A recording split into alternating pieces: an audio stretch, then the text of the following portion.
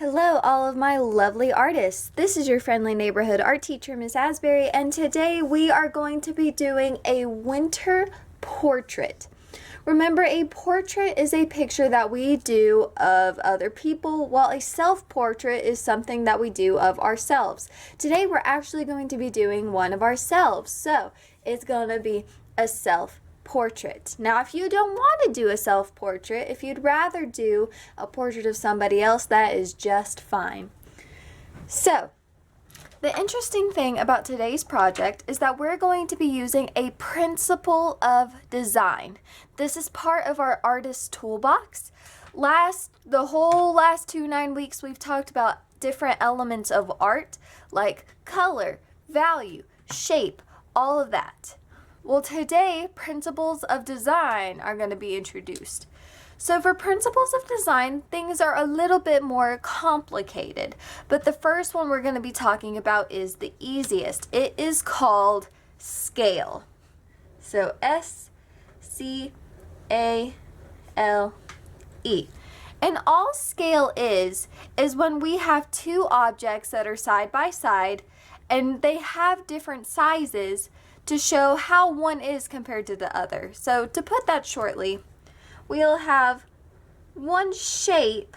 Remember, shape is an element of art like a circle, and by itself it's kind of hard to tell what size it is in our space, especially if we were doing like a landscape. But if I put another shape next to it, like another circle, we can say, okay, this circle is actually pretty small because we can compare it to this circle.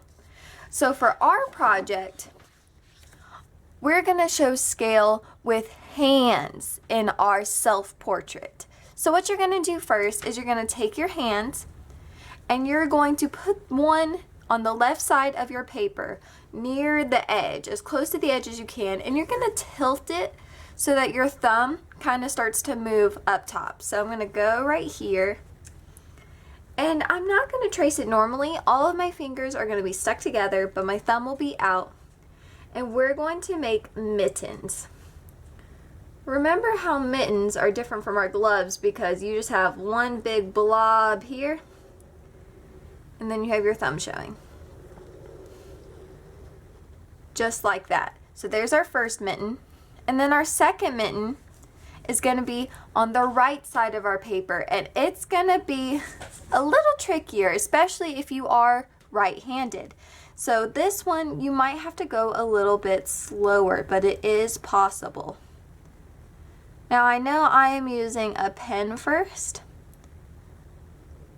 but if you would feel more comfortable using a pencil first, that's okay too. And it's okay if it goes off the page a bit like mine. So there are our mittens. The reason that they're going to be so big is because our portrait's going to look like it's pushing its hands up against a window. So the next thing we need to do is we need to put our body in between our mittens. So right here in this blank negative space that we've created, I'm going to just go ahead and make a big old, I think I will do kind of a circle-y oval, however you want your head shape to be. This is my head shape. And I'm going to go ahead and put my shoulders. So my shoulders are just going to go out a bit from my head. I wouldn't do it right at the bottom. I'd go up a bit and stop right when you reach the mitten. And now we're going to do the face. The face is really easy because this is where you can be stylized. Stylized means however you like to draw something. So for me, I'm going to give mine, I'm going to do anime eyes for mine because I really like drawing anime eyes. I think they're really fun. So there are upper lids. Now, you do not have to do eyes like I'm doing. Your eyes can look however you want them to be, but I'm going to put mine near the middle of my oval just like this.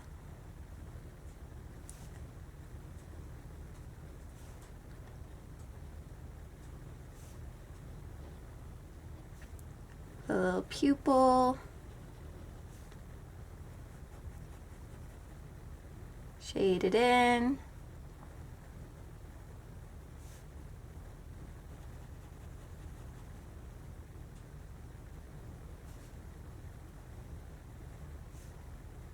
All right, there are my eyes. This one's a little bigger than the other, but that's okay with me. I'm just gonna do a little woo woo woo for my nose. And then let me think about my smile here. I think I'm gonna do big old grin. Add a bottom lip and some teethers. Now again, this is the part where it's stylized, so yours does not have to look like mine.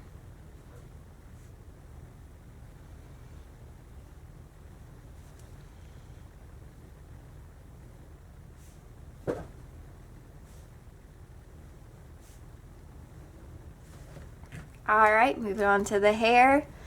I'm gonna put a hat on mine. I'm gonna put a bit of a toboggan.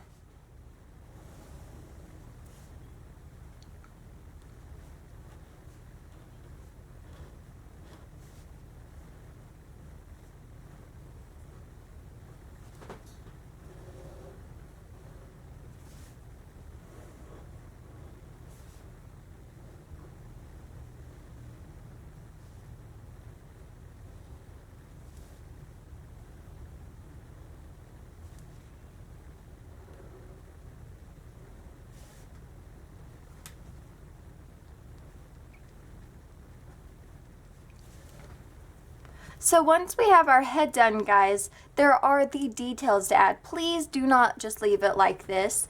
What are some things we can add? For one thing, we can do a pattern. If you did a hat, you could do a pattern on the hat like this.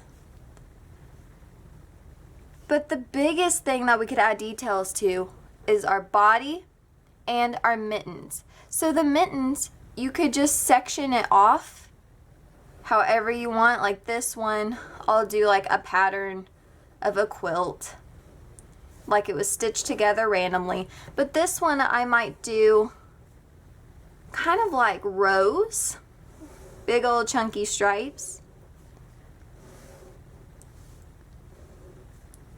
And in each little section, I might do like we did with the Gustav Klimt quilts, if you did that project with me, where each section had a different pattern. So in this one, I might do stars.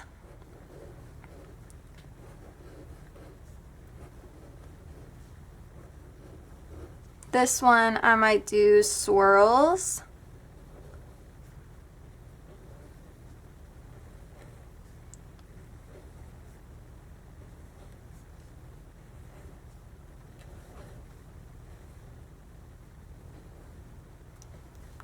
This one, I might do zigzags. It is completely up to you.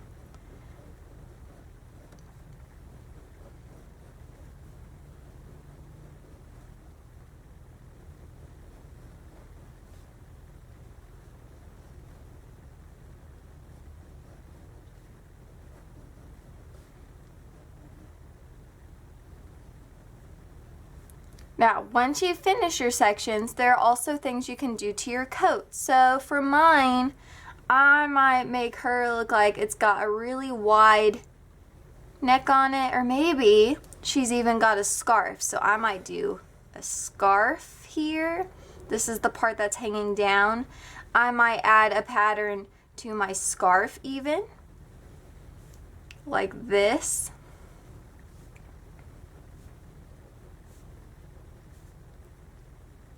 She might have buttons on her coat, like that. Also, do not ignore your background. Your background could have like snowflakes coming down if you wanted. There's no one way to do snowflakes. This is just how I'm gonna do some of mine.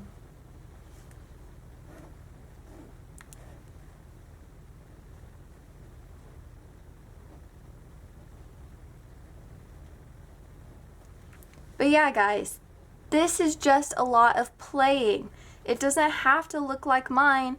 As long as you have some big old mitten hands, some patterns, a face, and a body, I will be happy. You could even have a zombie apocalypse in the background. I don't care. I just want to see some detail, my friends. Don't be lazy with this. Have fun with it. Just do this while watching TV even. There are tons of times you can do this and unleash your creativity. But I will go ahead and finish mine up with some color, and I will go ahead and post it when it's done. So for me, see you in about half an hour. For you, you will see it now. Alright, my friends, and there is my finished portrait using the principle of design scale to show that my hands are pressed up against a glass or something. And I'll zoom it up a bit for you. So I spent a lot of time with my coloring and thought a lot about what would make the coloring pop. So on my face, I made sure to give rosy cheeks and a red nose and even red on the tip of the ears because it's cold outside. And I thought a lot about colors that would look good together. So there are 3 pairs of colors called complementary colors. And what this means is that they complement each other. They look good together, especially when they're side by side. These 3 color combos are orange and blue, like with my scarf, red and green, like with these little zigzaggies, and yellow and purple, like it did with these wavy lines. If you put those together, they look so much brighter. And I did all kinds of little patterns. When I record this video, it's before Christmas, and I know by the time I post it, it'll be after Christmas, but this just shows that patterns can be all kinds of different things. You don't have to do just circles or triangles or swirls. You could do repetitive drawings, like I did stars, ornaments, candy canes, presents. And you can do anything. You could do flowers, a pattern of elephants, a pattern of leaves, whatever you like. So, as soon as you are done with this, please don't forget to take a picture of it and submit it in the Dropbox in our weekly folder. But for now, I'm signing off, and I will see you guys next time. Bye!